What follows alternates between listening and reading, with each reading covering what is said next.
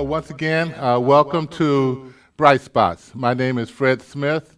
I'm professor of public theology at Houston Graduate School of Theology.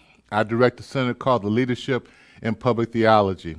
And one of the things that we are focusing on this week, and we will be for the next couple of weeks, is the notion of health equity and a role that faith communities play in creating health communities by addressing what's called the social determinants of health. Now, these terms may be unfamiliar with you now, but as we go through this lecture and tomorrow's, we will begin to unpack some of these terms that I'll be using. So, health equity. What is it? What is health equity? Well, we want to tell you the story of Hector. Okay, Hector, his parents came to the U.S. from Central America when he was only 2 years old. When he was 4, his father was deported, and his mother has struggled to provide Hector and her 4 younger siblings for the last 12 years. Hector lives in a poverty-ridden urban neighborhood. The neighborhood is riddled with abandoned buildings, vacant lots, high crime, drugs, gang activity. Though the city has spent millions of dollars on these neighborhood services in attempts to revitalization, they still are blighted, and the blight continues. Hector's mother is a single parent who works in Indiana, is often too ill to work. She is on public assistance in order to be at home, to be home with Hector and his younger siblings.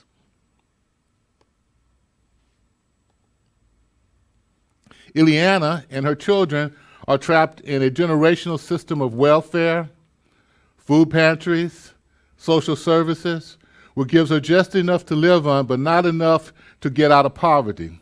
She wants to get a job to help support her family. However, she knows that if she earns too much, her benefits will be cut off. Hector's younger brother, Louis, has chronic asthma, which requires frequent visits to the emergency room. The emergency room is the only health care that there are no private doctors or health clinics in their neighborhood. Indiana has long thought that the nearby medical waste incinerator is to blame for her poor health, high-cost emergency room care that keeps them alive but never really healthy. She also wonders if the waste dump over which their public housing unit were constructed may be the cause of Louis' asthma. The only power that Ileana feels she has is to take Louis repeatedly to the emergency room in hope that one day he will be healed. Hector has attended public schools, but never thrived in the overcrowded, underfunded schools. Hector dropped out of high school at 16, and tried to do odd jobs to help to support his family. Since there are few businesses in the neighborhood and public transportation has been cut due to bad economy, Hector had very few options for employment, but found steady and lucrative work selling drugs and stolen items in the underground economy of his neighborhood. Selling drugs for a local gang, he was forced into gang membership. As a result of his drug and gang activity, Hector has been arrested several times for minor drug offenses and once for a felony gun possession charge. As difficult as it was, the time he spent in jail almost seemed comfortable. He had food and a bed. However, something deep within him would not accept that living this way was the best way for him to offer his life. It was not the best way for his life. Hector's future seems bleak as the rest of his family. Children learn what they see and hear. And on a daily basis, children in Hector's neighborhood experience a threatening environment full of blight, violence, sickness, and hopelessness. They envision few opportunities for a bright future. And so these are the questions that we're going to be examining. One question that we want to talk about as we go forward is what are some of the systems that work to create the destructive economic systems, poor educational systems, inadequate health care, gang culture, and a cycle of poverty. Another question to ask ourselves is, how do these systems work together to keep Hector's family in poverty? But the most important question that we want to learn as we turn to the discussion of faith communities later on is, what are some of the healthy, good systems within the neighborhood? Because we want to build on assets and not just on the deficits. By creating healthy communities, if we can achieve a health equity and create healthy communities, we can do more to improve the overall health of our nation than is likely to all the advances of medicine for the next 100 years. Healthcare contributes to only 10 to 15% of the health outcomes of a lifespan. Where you live is a bigger determinant of your health than health insurance. People who live in Fifth Ward, for instance, can expect an average of 15 years less than those who live in River Oaks, the more expensive neighborhood. Health is determined by your residency, by income and wealth, by race and ethnicity, by immigration status, and education. Houston, as in the nation as a whole, conforms to a pattern called social gradient, in which one's income, the more income one has and wealth people have, the more likely they are to live a longer life, while people with less income and wealth can expect to live comparatively shorter lives. So what are the systems? What makes up health equity or inequity? Well, social discrimination, economic status, educational opportunities, housing segregation, the criminal justice system, transportation policy, air quality, food access, liquor stores, and access to health care. These are all the things that we saw in Hector's life. And those are all the things that lead to the discrepancy between the lifespan and those who live in more affluent neighborhoods and those who live in lesser neighborhoods. If everyone who lived in River Oaks lived as long as people lived in areas of lowest poverty areas, death rates in the highest poverty areas would be reduced by nearly half, while death rates in middle-class neighborhoods were reduced by only 20%. Let's see if we can explain that a little more graphically. Let's start at the end and work backwards to see what factors lead to premature death. By understanding these factors, we can develop strategies to extend the quality of life. And this is what the point of our program is about. So premature death is caused by disease or injury. And if there was a way to alter genetic causes of diseases, what percentage of premature death could be prevented? Well, 15%. If there was some way to alter genetic causes of diseases, we could prevent up to 15% of death. Risky behaviors lead to disease and injuries. If we were able to have full access to health care, the percentage of premature death would be another 15%. We're able to have full access to health care, we could see the difference that it would make.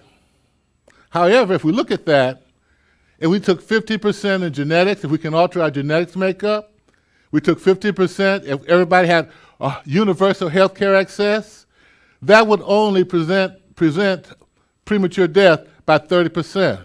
Well, what causes the other 70%? Well, does health education change individual behaviors? Is a solution to flood communities with health educators and to counsel every single person to engage in risky health behaviors? Well, that's one strategy. The government institutions are spending nearly all their health care funding in these three boxes of medical model and barely any other resources on the other. And as we've just talked about it, this together equals about 30% of the premature deaths. What are the others? The social, the environment, social and physical, residential segregation, as we saw in Hector's case. No one looks at the environment of high-risk behavior. Individuals do not exist in a bubble. If you look at Hector, his behavior did not exist in a bubble. It existed because of the environment which he grew up with and his family had to live in. Another one, institution determines the health of a neighborhood by decisions that they make. Where the homes are built, where the factories are built, how many liquor stores are in every block. So if you look at Hector's situation again, and look at where he has to live, look at what kinds of resources that are available in his community. Who made the decision to build on top of a waste dump? Who made the decision to have a waste area in his neighborhood? Do you think that would happen in larger neighborhoods? But bottom ground, when it comes to the nexus of it, to the very core of it, it has to do with class, ethnicity, and racism, and immigration status. Many of the conflicts and the discussions and the debates that are going on in our society today. So, what are some of the strategies? Well, as you saw with Hector, first is the emergency room. Clinics are important. In health education, those are all very important strategies. But what really would help and make a difference is building community capacities. That is, in neighborhoods who have the ability to make decisions for themselves and to determine the future and the nature of their built environment. But in order to do that, you need institutional power. And that has to do with policy, community organizing, voting, and ways in which to address issues of community power to determine where a waste facility is located, to determine where the buses run, to determine some of the central and critical issues that make up the ability and the opportunities for people and young people, especially like Hector, especially as it relates to education. But that is not the only thing that we have to deal with. An example of how we can address these issues can be looking at the tobacco control. Since 1989, tobacco programs throughout the state of the United States have been focusing on upstream strategies. That is, how to address the issues before they become so acute that you wind up in the medical room or the emergency room and so forth. So, in the landmark Smoking Free Act will result in multiple, in the Bay Area, for instance, cities like the Bay Area, laws that spend $1.8 billion that result in $86 billion being saved in personal health.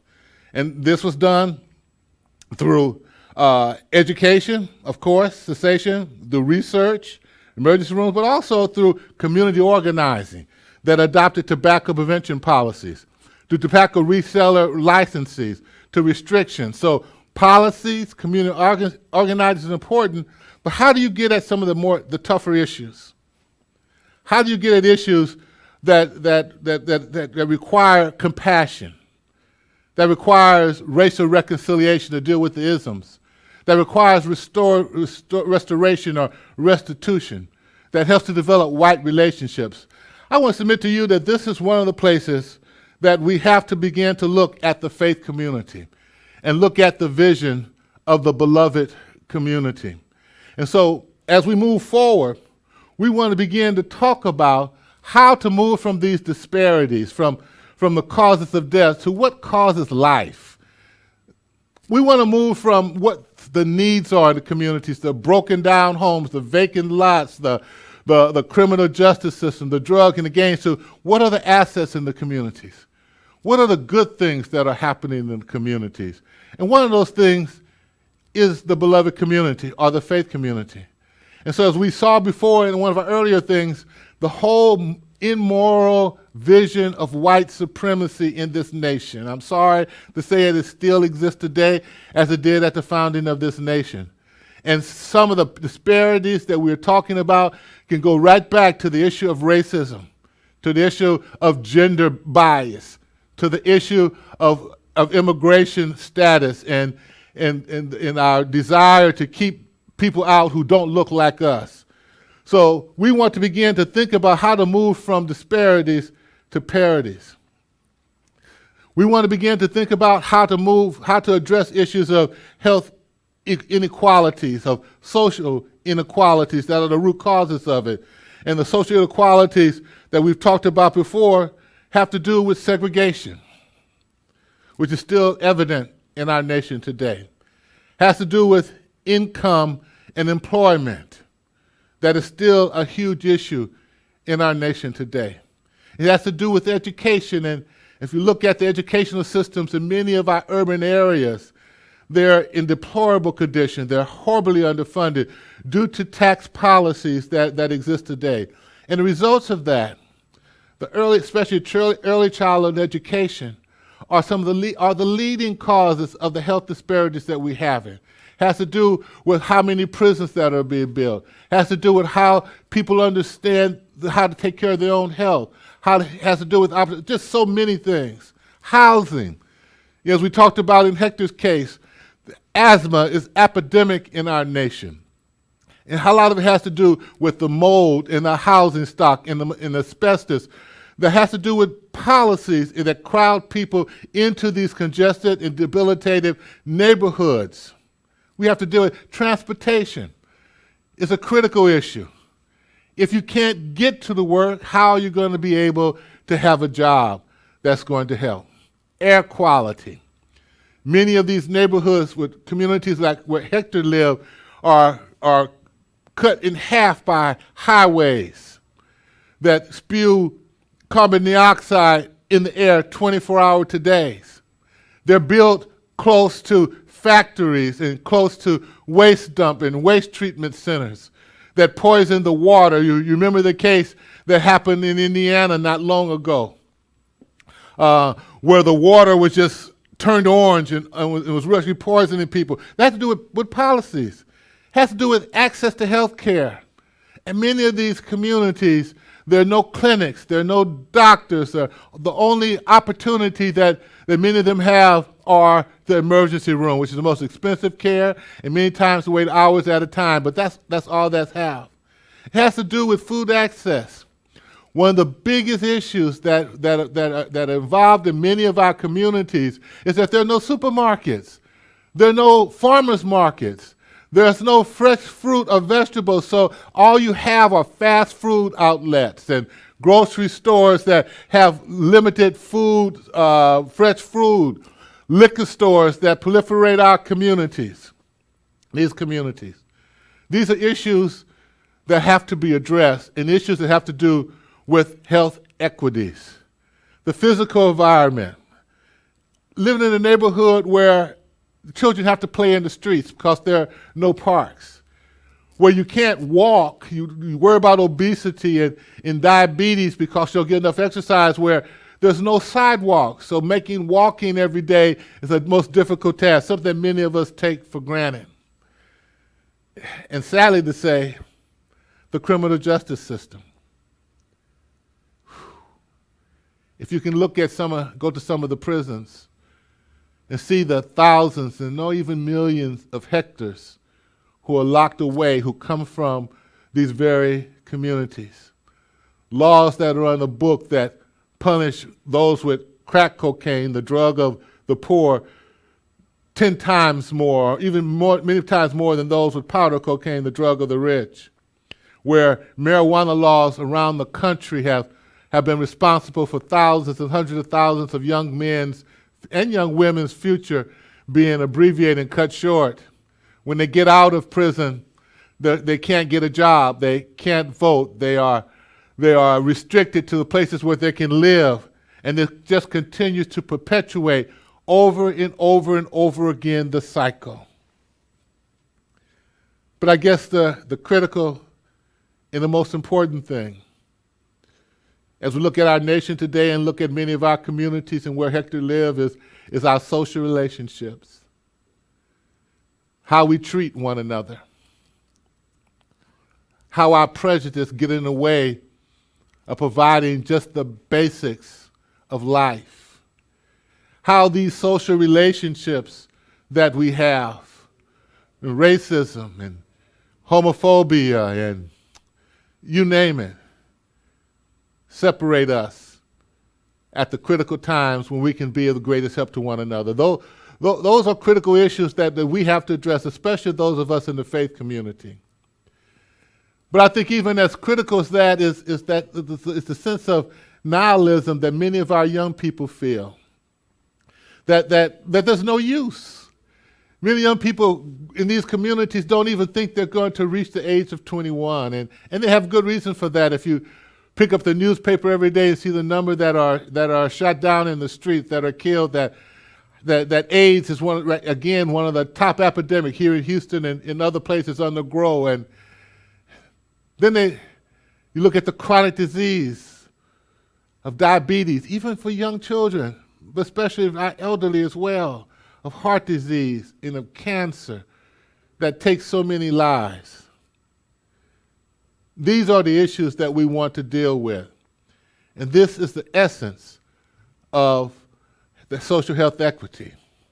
And what we want to do as we move forward is to begin to address, well, what do local faith communities do? What can they do to alleviate some of the many horrors, some of the deficits, and to build capacity, and to improve social relationships, and to impact policies, and to organize communities so that they know that God loves them as he loves everyone else, and that God has not abandoned them, but God is truly with them through the people of God. And so we want to look at some very critical issues, and what we're going to be talking about in the next session are several levels or bubbles that I like to call of those faith communities that are doing the greatest job. And many of the bright spots that you're going to see in a community, we've talked to D.Z. Cofield of Good Hope of Baptist Church just not long ago. It's one of those churches that exhibit many of these assets that are in congregations, that are doing the heavy lifting. Right now, it's not every church, and we're not talking to every church today. Really only about 10% of the churches in our city and around the nation do the kinds of things that I'm talking about and employing our congregations to do. What I'd like to do is to grab another 10%, to double that. If 20% of our congregations did some of the things that we're going to be talking about in our program from the day forward, then it would make a tremendous difference in our country. And so I want to talk about several things as we move forward in our next session and in the sessions followed. One is the very strength of congregations. This is a book by, a book by Gary Gunderson called Deeply Woven Roots that talks about the strength of congregations, and we'll go into that in greater details. But when it talks about, it doesn't matter the size of the congregation that you're in. You don't have to be a 10,000 member or 1,000 member or even a 200 member churches to make a great difference in your community. Just by the fact of the sacred space that you worship in every week, even people who don't go to church realize that this church is set apart by God for a very special purpose. And in many of these churches, their roots go back hundreds of years, and they go deep into the very soul of the social fabric of the community. And they have certain strengths that enable them to mobilize communities and community capacities. Another thing that these communities have is leadership. I like to call it prophetic leadership or boundary leadership. And these are folks who connect the dots, who make connections between the police department and the social service department and the hospital and the fire department and the community clubs, the civic clubs and the social clubs. All of those are connected by leaders in the congregations who I call public pastors, who are not just pastors within the congregations, but pastors in the community that make those connections that can bring healing to a community by building on the assets and connecting the assets of those communities. Religious health assets.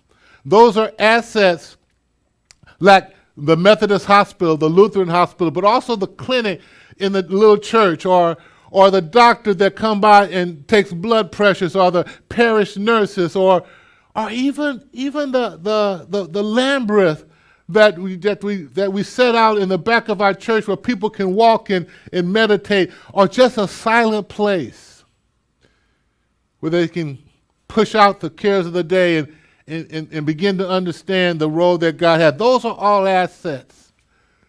But one of the things that I think is really important is that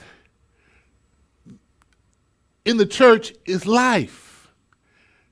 And that instead of looking at all the things that we have been looking at causes premature death, I'd like for us to begin to look at all those things that we can bring and present to people that causes life. That causes life. And so this is what we want to talk about.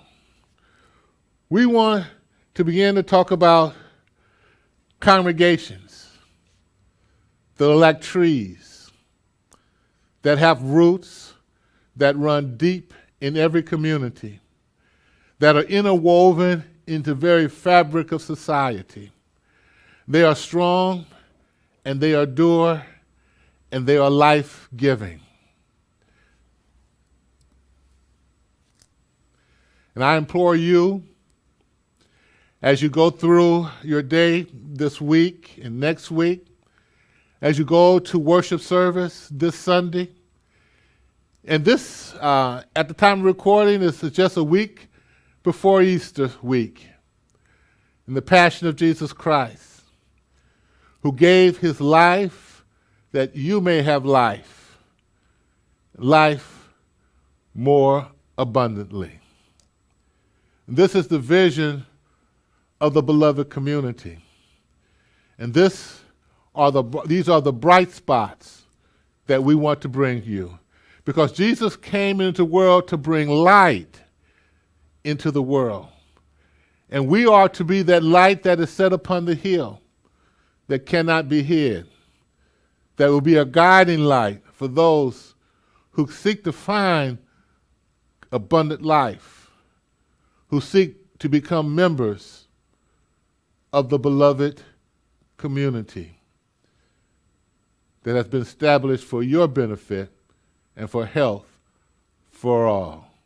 Thank you very much for being with us today.